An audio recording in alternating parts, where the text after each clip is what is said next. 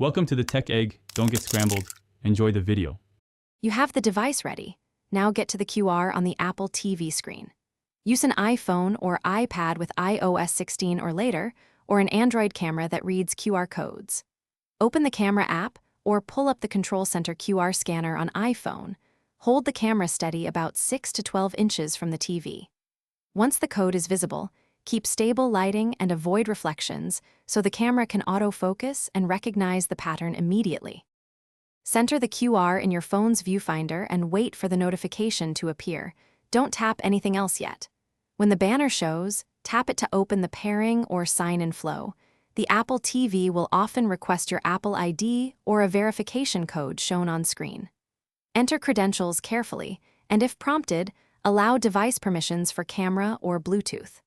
Once authenticated, the device and Apple TV will exchange tokens and finalize the connection automatically. This is why, after the pairing completes, verify the link by checking Apple TV settings under Remotes and Devices. You should see the new device listed. If scanning fails, restart the Apple TV and your phone, then try again. Reboots clear temporary networking or camera glitches. If problems persist, switch to manual pairing.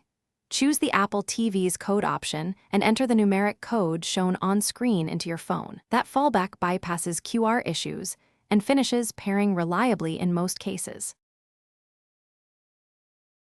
Thanks for watching. Consider subscribing if I helped unscramble your problems.